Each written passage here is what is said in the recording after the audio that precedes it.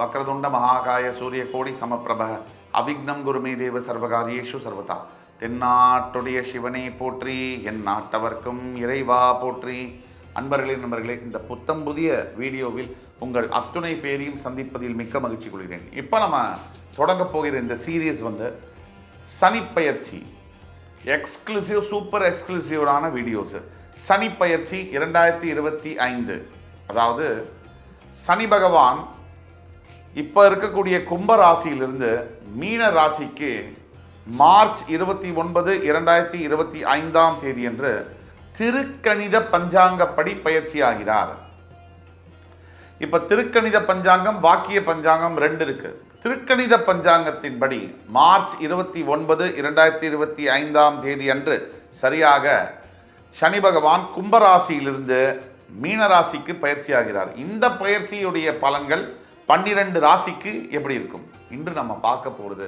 சனி பயிற்சி 2025 பலன்கள் வரிசையில் மேஷராசிக்கு பிறகு ரிஷபராசி காலபுருஷனுடைய 2ஆம் வீடு என்று சொல்லக்கூடிய ரிஷபராசிக்கு ஆட்சி பகவானாக வரக்கூடியவர் சுக்கிரன்.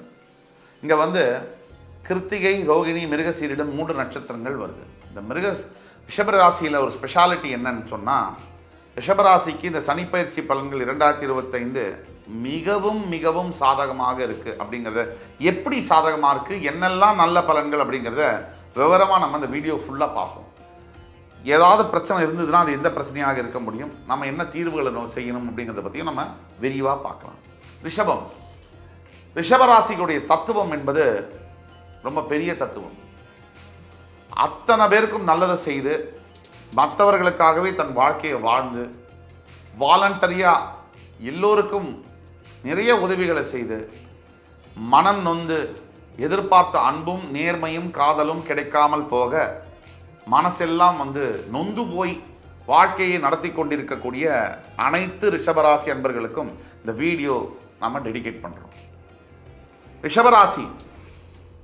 ரிஷபத்தில் பிறந்தவங்களுக்கு எது இருக்கோ இல்லையோ முக வசீகரம் என்பது இருக்கும். எண்ண ஓட்டங்கள் அதிகமாக இருக்கும். எதை நினைத்தாலும் அடுத்தது என்ன அப்படிங்கிறதுக்குள்ள மனசு போயிட்டே இருக்கும். ஒரு நிலையான இடத்துல மனம் என்பது தங்காது. இதெல்லாம் ரிஷபராசியுடைய அடிப்படையில் இருக்கக்கூடிய குணாதிசயங்கள். இப்போ சனிப்பெயர்ச்சி 2025 மார்ச் 29, 2025 அன்று கும்பத்தில் இருக்கக்கூடிய சனி பகவான் பெயர்ந்து மீனராசிக்கு பெயரவிருக்கிறார். இது ரிஷபத்திற்கு என்ன தாக்கத்தை கொடுக்கும்? இதுவரை 10ஆம் இடத்தில் இருந்து வந்த சனி பகவான் 11ஆம் இடத்திற்கு மார்ச் 29 வரப்போறார். சனி பயிற்சியை பொறுத்த வரைக்கும் எந்த பயிற்சிக்கும் இல்லாத சில விசேஷங்கள் உண்டு. சனி பகவான் மட்டும் ஒரு முழு பாவ கிரகம். ஒரு மனிதனின் வாழ்க்கையில் இருக்கக்கூடிய எல்லா விதமான கோளாறுகள், பிரச்சனைகள், தாக்கங்கள், தடைகள், தாமதங்கள், இழப்புகள், வேதனைகள், அவமானங்கள் அத்துணைக்கும் காரகத்துவமாக வரக்கூடியது சனி பகவான்.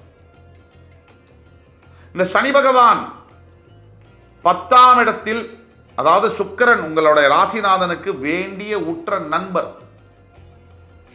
உங்களுக்கு அவர் பாக்யாதிபதி மற்றும் தொழில் ஸ்தான கர்மஸ்தானாதிபதி. இதுவரை உங்களுடைய 10ஆம் இடத்தில் இருந்து வந்த சனி பகவான் 11ஆம் இடத்திற்கு வரப்போகிறார்.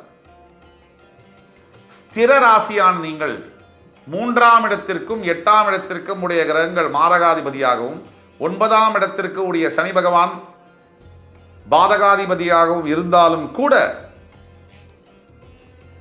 3, 6, 11, 12, அதாவது ராசியின் 3, 6, 11, 12ஆம் இடங்களில் வரக்கூடிய சனி பகவான் மிகப்பெரிய யோகங்களை தர கடமைப்பட்டவராக மாறுகிறார். இதுல முக்கியமானது இந்த 11ஆம் இடம். அன்டவுட்டட்லி சனி 11ஆம் வீட்டில் இருக்கார் அப்படின்னா கோச்சார ரீதியாக, கோச்சாரம்னா இப்ப இருக்கக்கூடிய கோள்கள், பிளானட் சாரம் மூமெண்ட், இப்ப இருக்கக்கூடிய பிளானட்டரி மூமெண்ட்டை தான் கோச்சாரம்னு சொல்றோம்.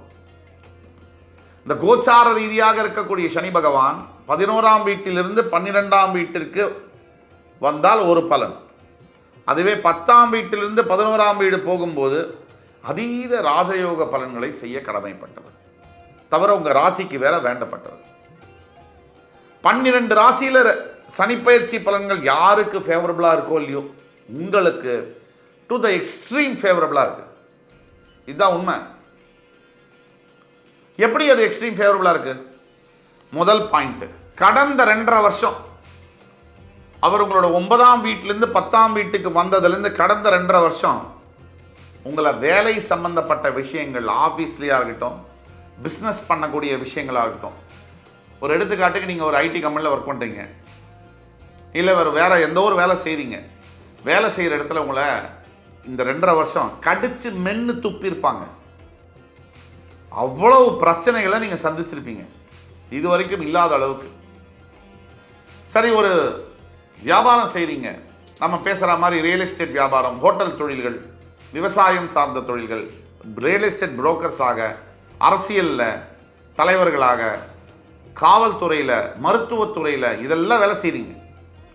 இப்போ கடந்த 2.5 வருஷம் உங்களுக்கு எப்படி இருந்திருக்கும்னா, நரக வேதனை. உள்ளே போகவும் முடியல, வெளியே வரவும் முடியல. சரி, இதோட இந்த பிஸ்னஸை விட்டுறலாம், வேலையை விட்டுறலாம், அதுவும் பண்ண முடியல. கம்பல்ஷன், ஜீவனம் பண்ணி ஆகணும், சாப்பிட்டாகணும் 3 வேளை.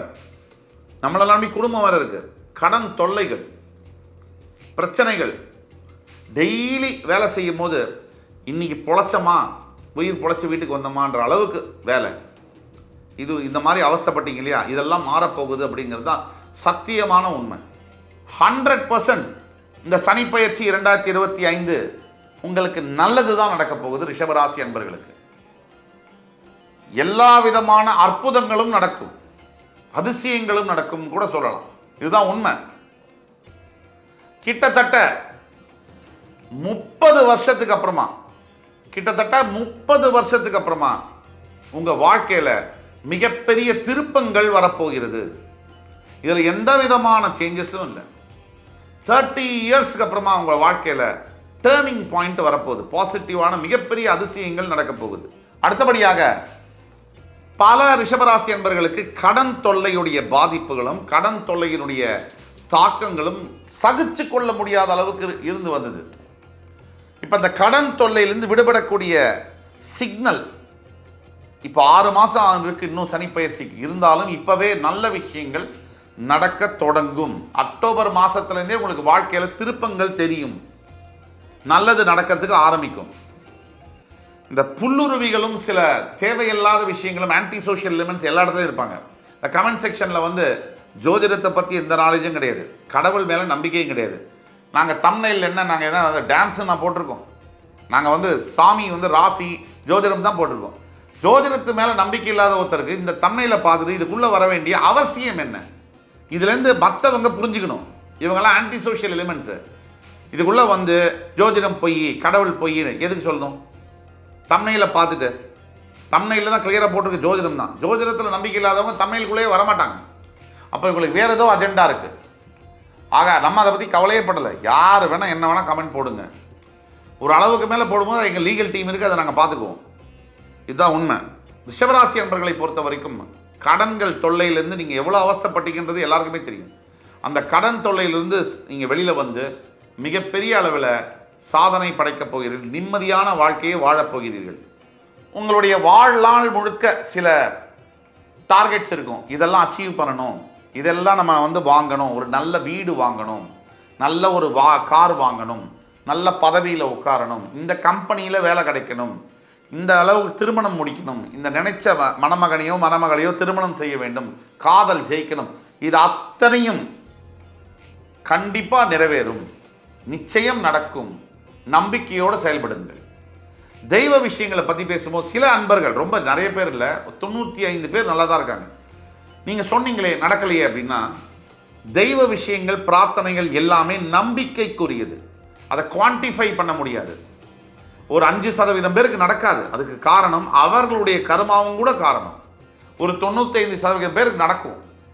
நாம நல்ல எண்ணத்தோட பக்தியோடையும் கடவுள்கிட்ட போய் உண்மையான டெடிகேஷனோடையும் இருக்கும்போது சத்தியமாக நடக்கும். நம்ம மனசில் வேற ஏதோ அழுக்க வச்சுக்கிட்டு நம்ம போனோம்னா நமக்கு அது நடக்காமல் போகக்கூடிய வாய்ப்புகள் அதிகம். இவ்வளோதான் வித்தியாசம். எல்லாருக்கும் ஒரே சாமி தான், எல்லாருக்கும் ஒரே ஆசை தான், ஒரே எண்ணம் தான். ஜெயிக்கிறது ஒரு சில பேர். அதுக்கு காரணம் உங்களுடைய முயற்சி, உங்களுடைய எண்ணங்கள். இது 2 தான். இது எல்லாத்துக்கும் மேல கடவுள் உங்களுக்கு அமைச்ச விதி. அந்த விதியவே மாற்றக்கூடியது உங்களுடைய எண்ணங்களும் முயற்சிகளும். வியாபாரம் செய்யக்கூடிய அனைத்து ரிஷபராசி என்பவர்களுக்கும் மிகப்பெரிய அளவில் லாபங்களில் ப்ராஃபிட் மிகப்பெரிய அளவில் பல மடங்கு அதிகரிக்கும். நான் சொன்ன வியாபாரங்கள்லாம் ஹோட்டல், ரியல் எஸ்டேட்டு, அரசியல், அப்புறம் காவல்துறையாக இருக்கட்டும், வேலையை செய்யக்கூடியவர்களாகட்டும், இல்லை மக்கள் சேவையில் இருக்கக்கூடியவர்கள், பல பேர் உங்களுடைய பொருளாதார வரவு என்பது மிகப்பெரிய அளவில் ப்ராஃபிட் அதிகரிக்கலாம். இது நிச்சயமாக நடக்கும். அதே மாதிரி பெற்ற பசங்களால் சில பிரச்சனைகள் வரும். கண்டிப்பாக குழந்தைகள்னால சில பிரச்சனைகள் வரும். அதை நம்ம சமாளிக்க தான் வேணும். உடல் ஆரோக்கியத்தில் சம்மந்தப்பட்ட பிரச்சனைகள் வரலாம் குழந்தைகளுக்கு. உடனே ஜாகிரதையாக அதை ஹேண்டில் பண்ணணும். உங்களுடைய சுய ஜாதகம், இதை யார் பார்த்துக்கிட்டு இருக்கீங்களோ ரிஷபராசி யாராக இருந்தாலும், உங்களுடைய சுய ஜாதகத்தை கீழே கொடுக்கப்பட்டுள்ள வாட்ஸ்அப் நம்பரை எங்களை கான்டாக்ட் பண்ணி பண்ணால் மட்டும்தான் உங்களுக்கான எதிர்கால பலன்களை துல்லியமாக கணித்து தர கூற முடியும்.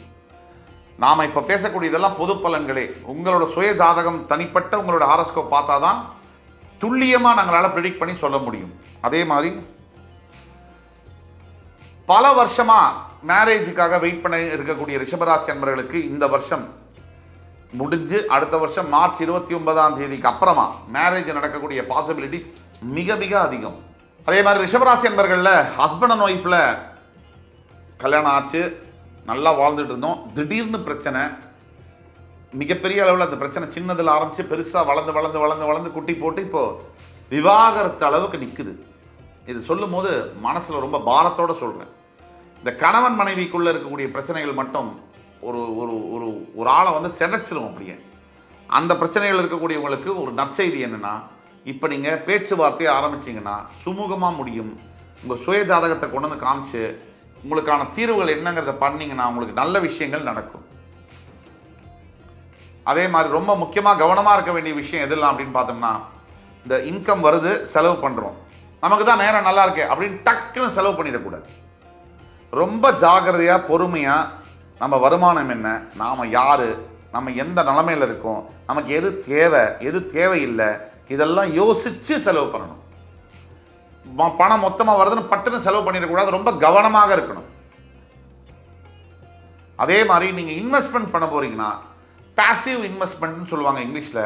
தேவையில்லாத இடத்துல தேவையில்லாத வகையில் மிகப்பெரிய பணத்தை முடக்கிறது, இதெல்லாம் பண்ணக்கூடாது.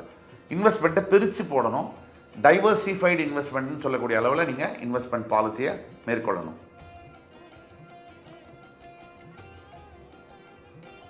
என்னதான் சனி பகவான் 11ஆம் இடத்திற்கு வந்தாலும் உங்களுக்கு உங்களுடைய ஹெல்த்தில் சில கான்சிக்வன்சஸ் அவர் கொடுப்பார். கண்டிப்பாக அவர் உங்களுடைய பாதகாதிபதி அப்படிங்கிறதுனால கண்டிப்பாக ஹெல்த் கான்சிக்வன்சஸ் இருக்குது. அதை மட்டும் நீங்கள் கவனமாக பார்த்துக்கணும். எந்தெந்த வகையில் வெளியில் போய் ஹோட்டல் ஃபுட்டு அதிகமாக சாப்பிட்றது, வெளியில் அஜீரணமாகாத ஃப்ரைடு ஐட்டம்ஸை சாப்பிட்றது, தேவையில்லாத உணவுகளை அதிகமாக சாப்பிட்றது, எக்ஸ்ட்ராவாக சாப்பிட்றது, தேவையில்லாத நேரத்தில் சாப்பிட்றது, இது ரெண்டுமே உங்களுடைய ஹெல்த்தை காலி பண்ணிடும். நீங்கள் கவனமாக இருந்தால் மட்டும்தான் தப்பிக்க முடியும். Health is wealth. நீங்கள் நல்லா இல்லைன்னு சொன்னால் 50 கோடி ரூபாய் சம்பாதிச்சாலும் ஒரே ஒரு 3 மாதம் ஹாஸ்பிட்டலில் இருந்தீங்கன்னா அத்தனை பைசாவும் காலி ஆகிடும். அது மட்டும் இல்லாமல் வலி வேறு, மனசுலையும் சரி உடல்லையும் சரி வலியாகவும் இருக்கும். அதனால் ஜாக்கிரதையாக இருக்க வேண்டியது அவசியம். ஆக தீர்வுகளை நோக்கி நம்ம பேசும்போது சனி பகவானுடைய தீர்வுகளில் முக்கியமான முதல் தீர்வு ரிஷபராசி என்பவர்களுக்கு முடிஞ்சால் திருநள்ளாறில் இருக்கக்கூடிய, காரைக்கால் பக்கத்தில் இருக்கக்கூடிய திருநள்ளாறில் இருக்கக்கூடிய தர்பாரண்யேஸ்வரர் சந்நிதிக்கு சென்று நலதீர்த்தத்தில் நீராடி அவருக்கு ஒரு அபிஷேகம் செய்து தான தர்மங்களை செய்ய வேண்டும். சனி பகவானுடைய காயத்ரி மந்திரம் ஓம் காகத்வஜாய வித்மஹி கட்கஹஸ்தாய தீமஹி தன்னோ மந்த பிரஜோதயாக, இந்த மந்திரத்தை 108 முறை தினமும் ஜபம் செய்யணும்.